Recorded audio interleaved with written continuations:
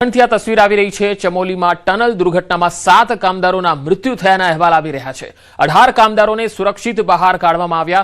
ભૂસ્ખલન બાદ ટનલમાં પાણી અને કાટમાળ ભરાઈ ગયા। 3 કામદારો હજુ પણ લાપતા હોવાની વિગતો છે। ઉત્તરાખંડના ચમોલી જિલ્લામાં આવેલા પીપલકોટી વિસ્તારમાં ગઈકાલે સાંજે એક મોટી દુર્ઘટના થઈ। સાંજે 7 વાગ્યાની આસપાસ પીપલકોટીમાં ટીએચડીસી હાઇડ્રો ઇલેક્ટ્રિક પ્રોજેક્ટના ટીઆરટી ટનલના 1600 મીટરની ત્રિજ્યામાં ભૂસ્ખલન થઈ ગયું, જેના કારણે ભારે પૂર અને અરાજકતા સર્જાઈ હતી। આ ભયાનક અકસ્માતમાં 7 કામદારોના દુઃખદ મૃત્યુ થયા, જ્યારે 18 અન્ય લોકો ગંભીર રીતે ઘાયલ થયા। હજુ પણ અંદર મજૂરો હોવાની આશંકા છે। સુરક્ષા દળો દ્વારા તપાસ ચાલી રહી છે।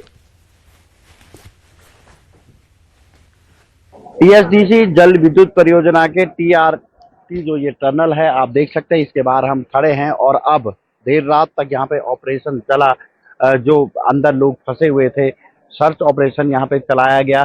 चाहे फायर सर्विस हो, एनडीआरएफ हो या एसडीआरएफ की टीमें यहाँ पे अभी भी मौजूद है। लेकिन देर शाम तक की अगर बात करें, जो देर रात अभी यहाँ पे ऑपरेशन पूरा हुआ है या इसको आज रात के लिए स्थगित किया गया है, इसमें 9 लोगों की मौत बताई जा रही है, जबकि 10 लोगों का उपचार जिला अस्पताल गोपेश्वर में चल रहा है। इसके अलावा एक व्यक्ति को श्रीनगर रेफर कर दिया गया है। एक व्यक्ति अस्पताल में एडमिट था विवेकानंद पीपलकोटी में, उसको भी अब छुट्टी दे दी गई है। बताया जा रहा है कि वो ठीक है।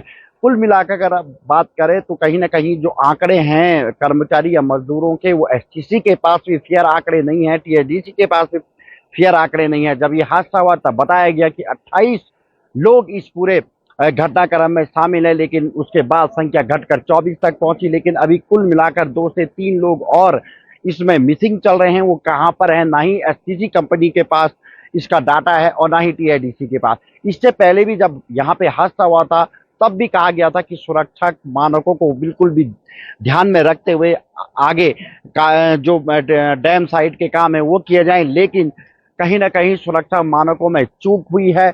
जबकि ये भी बताया जा रहा है कि 1 हफ्ते पहले ये भी बता दिया गया था कि ये लूज कभी भी नीचे गिर सकता है, लेकिन उसके बाद भी एसटीसी कंपनी ने इसकी ओर ध्यान नहीं दिया। और अब गुरुवार शाम को ये एक बड़ा हादसा हो गया, जिसमें 9 लोगों की मौत चली गई है और कुछ लोगों का उपचार अभी भी जिला अस्पताल गोपेश्वर में चल रहा है। Nitin Semwal, news 18, THDC tunnel, Chamoli.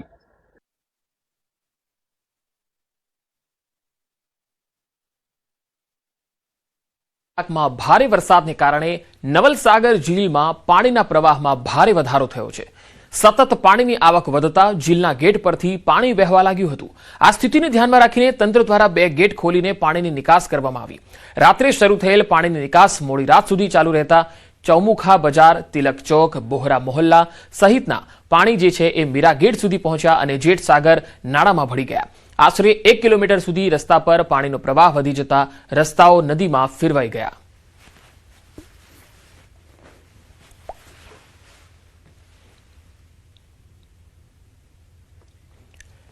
તો હિમાચલ પ્રદેશના ધર્મશાળાથી પણ આ તસવીર આવી રહી છે। તમે જોઈ શકો છો કે અહીંયા પણ ધોધમાર વરસાદે જાણે તમામ રેકોર્ડ તોડી નાખ્યા હોય એવા દ્રશ્યો સર્જાયા છે। ભારે વરસાદને પગલે જનજીવન સંપૂર્ણપણે અહીંયા અસ્તવ્યસ્ત થઈ ગયું છે। ભારે વરસાદના કારણે અનેક વાહન ચાલકો મુશ્કેલીમાં મુકાયા છે। કેટલાય લોકો ધર્મશાળાના કોતવાલી બજારથી મેકલોડગંજ તરફ જઈ રહ્યા હતા। આ દરમિયાન નિર્વાસિત તિબેટિયન સરકાર દ્વારા સંચાલિત દેલેક હોસ્પિટલમાં પૂર જેવી પરિસ્થિતિનું નિર્માણ થયું। રસ્તા પરથી વાહનો પસાર થવાના બદલે પાણીના જોરદાર પ્રવાહમાં તણાતા જોવા મળ્યા। એક મોપેડ સવાર મહિલા પણ પાણીના ભારે પ્રવાહમાં ફસાઈ ગઈ, જોકે સ્થાનિકોની મદદથી તેનો આબાદ બચાવ થયો હતો।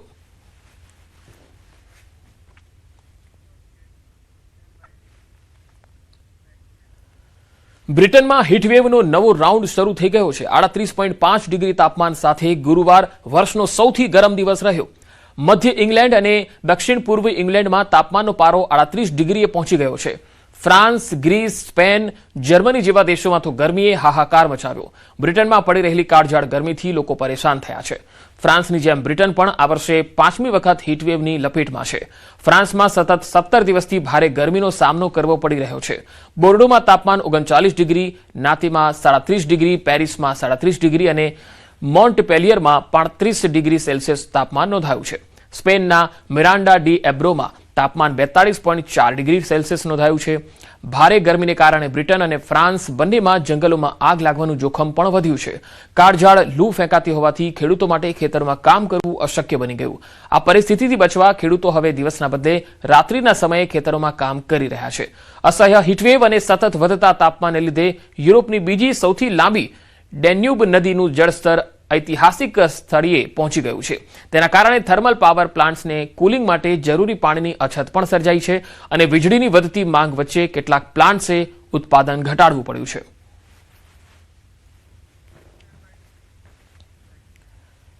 અમરેલીના પીપાવાવ હાઈવે પર આવી ચડ્યા સિંહો। ફરી એકવાર અમરેલીથી એવા દ્રશ્યો સામે આવ્યા છે।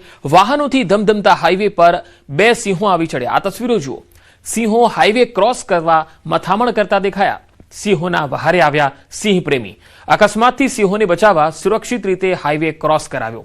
આંબરડી ગામના સિંહ પ્રેમીએ બંને સિંહોને સલામત રીતે રોડ ક્રોસ કરાવ્યા। સિંહના લોકેશન અંગે તાત્કાલિક વન વિભાગને જાણ કરવામાં આવી।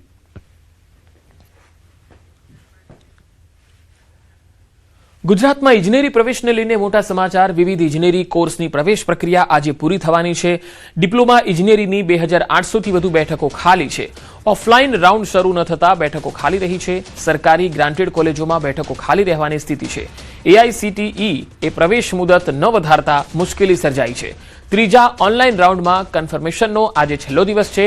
એમબીએ, એમસીએ અને એમઈ સહિતના કોર્સની પ્રવેશ પ્રક્રિયા પૂરી થશે।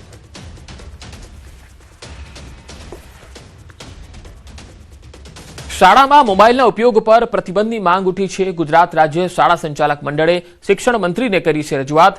ધોરણ 1 થી 10માં મોબાઈલ પ્રતિબંધની માંગ છે। શિક્ષણ મંત્રીએ તાત્કાલિક નિર્ણય લેવાની માંગ કરી છે।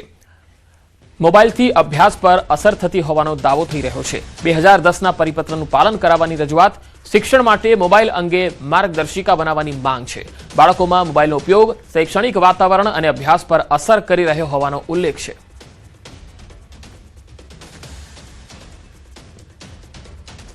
અમરેલીમાં 15 ઓગસ્ટ પહેલા ડાયરાની રમઝટ। રંગ કસુંબલ લોક ડાયરામાં ઉમટી પડી ભીડ। ડાયરાના રંગમાં રંગાયા ભાજપના નેતાઓ। ભક્તિ અને દેશભક્તિના રંગમાં નેતાઓ પણ રંગાયા। કેબિનેટ મંત્રી કુંવરજી બાવળિયા, જીતુ વાઘાણી સહિતના નેતાઓ અહીંયા હાજર રહ્યા। કૌશિક વેકરિયા સહિતના નેતાઓ ડાયરાની મોજમાં તલ્લીન જોવા મળ્યા। રાજભા ગઢવી, ઉર્વશી રાધડિયાએ લોકગીતોથી જમાવટ કરી। ભાજપના નેતાઓએ ડાયરામાં ગરબાની રમઝટ બોલાવી હતી।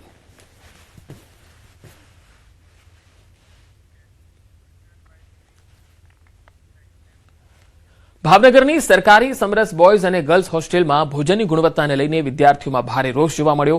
2 દિવસ અગાઉ ગર્લ્સ સમરસ હોસ્ટેલમાં ભોજનમાંથી જીવાત નીકળવાની ઘટના સામે આવી હતી। ત્યારે ફરી બોયઝ હોસ્ટેલમાં આપવામાં આવેલા ભોજનમાં ઈયળ સહિતની જીવાતો મળી આવતા વિદ્યાર્થીઓમાં હોબાળો મચી ગયો। વિદ્યાર્થીઓના આક્ષેપ પ્રમાણે હોસ્ટેલમાં અવારનવાર ભોજનમાંથી જીવાતો મળી આવે છે તેમજ પાણીની સમસ્યાનો પણ સામનો કરવો પડે છે। નાસ્તામાં પણ ગરોળી અને અન્ય જીવાતો મળી આવતી હોવાના આરોપ સાથે વિદ્યાર્થીઓએ તેમના આરોગ્ય સાથે ચેડા થઈ રહ્યા હોવાનો રોષ વ્યક્ત કર્યો। હોસ્ટેલના અધિકારીઓ સામે વિદ્યાર્થીઓએ ગંભીર આક્ષેપો કરતા જણાવ્યું કે ભોજન અને અન્ય વ્યવસ્થામાં ગેરરીતિ થઈ રહી છે। સમસ્યાઓના કાયમી ઉકેલની માંગ સાથે હાલ બોયઝ અને ગર્લ્સ હોસ્ટેલના વિદ્યાર્થીઓ ધરણા પર છે। હોસ્ટેલમાં રહેલા અધિકારીની બદલી કરાય તેવી માંગ કરી રહ્યા છે।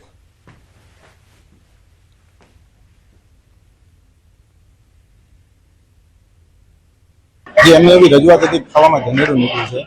જોકે ખાવાનું આપણે ચેક કરતા જ હોઈએ છીએ। જાતે 2 ટાઈમ ચેક કરીશું, બપોરે પણ અને સાંજે પણ। સાંજે તો વિદ્યાર્થીઓ સાથે બેસીને જમીએ છીએ પણ વિદ્યાર્થીઓની બોલી છે એટલે એટલે જેવું છે કે આપણે ચેક કરીશું અને એના માટે એજન્સીને જે કંઈ ફરિયાદના આધારે પેનલ્ટી થતી હોય એજેક્ટ સાહેબને આપણે રજૂઆત કરીશું। 2 દિવસ પહેલા બહેનોનેથી આંદોલન કરવામાં આવ્યું હતું જમવાના પ્રશ્ન બાબતે। તો આજે રોજ ભાઈઓમાં પણ સેમ ટુ સેમ મલેરી ગળોરી નીકળી છે અને દાળમાં ઈયળ નીકળી છે અને બહેનો પણ એના સ્ટ્રાઇકમાં ઉતરી ગયા છે અને ભાઈઓ પણ જો આ લોકોની માંગ નહીં સ્વીકારાય તો વિદ્યાર્થી પરિષદ એની માટે ઓગળામાં ઓગળે રજૂઆત કરશે। સમરસમાં મહિનાથી આવ્યો છું અને મારે પગમાં મિસ્ટેક હોવાથી હું ઠેઠ પાણી હેઠા માળા ગ્રાઉન્ડમાં ના આવવા હોવાથી હું ઠેઠ 6ઠ્ઠા માળે પાણી ભરવા જાઉં છું ને એમાં પાણી ક્યારેક લિફ્ટ હેઠી હોય કોઈ વાત આવતી ના ને મારે 6 માળે હેઠા ઉતરવા પડે છે। અંબાજીમાં ખાસ દાતાના માળ ગામે સંજીવની દૂધ ફેંકાયેલું મળી આવ્યું। બાળકોને અપાતું પૌષ્ટિક દૂધ જંગલમાં ફેંકવામાં આવ્યું। શાળાના બાળકો સંજીવની દૂધથી વંચિત રહી ગયા। દૂધ સંજીવની યોજનાની કામગીરી સામે સવાલ ઉઠી રહ્યા છે. શાળામાં દૂધ આવ્યું જ નથી એવું આચાર્ય કહી રહ્યા છે. દૂધ રસ્તામાં ફેંકાતા કામગીરી સામે સવાલ ઉઠી રહ્યા છે. દૂધ જંગલમાં કોણે ફેંક્યું આ સવાલ છે. સમગ્ર મામલે તપાસ કરી અને કડક કાર્યવાહીની માંગ ઉઠી રહી છે. અમુક ટાઈમે દૂધની થેલીઓ જોવા મળે, રસ્તાની સાઈડોમાં ફેંકી દીધેલી, એવી સમસ્યા ઘણી વખત બનેલી છે. અમે જોઈએ જ છીએ, પણ અમને એવું લાગે છે કે તારીખ પતી ગયેલી હશે એટલે નાખી દેવામાં આવે છે. અને આજે પણ આ સમયમાં આ 13/8 દૂધ ફેંકી દેવામાં આવેલું છે. તો સ્કૂલ અમારા માળ ગામની સ્કૂલ છે અને અંતરાળીય વિસ્તાર છે, એટલે કોઈ આવણ જવાનું હોય ને એટલે કોઈ ચેકિંગ આવે ને એના માટે એ બધા જોતા નથી ને ત્યાં નાખી દેવામાં આવે એટલી છે. એટલે સ્કૂલમાં દૂધ પોકતું નથી છોકરો જોડે. આજે અમારી શાળામાં દૂધ સંજીવની સરકાર તરફથી આવે છે, દૂધ આવેલું નથી, તો એના માટે અગાઉ આવું ઘટના બનેલી ખરી? એટલે આવેલું નહીં, પણ આવું નાખી દીધેલું તો જોવા નહીં મળેલું. રોજે રોજ આવે? અમુક ફળ નહીં આવતું, અઠવાડિયામાં એક દિવસ તો ના જ આવે.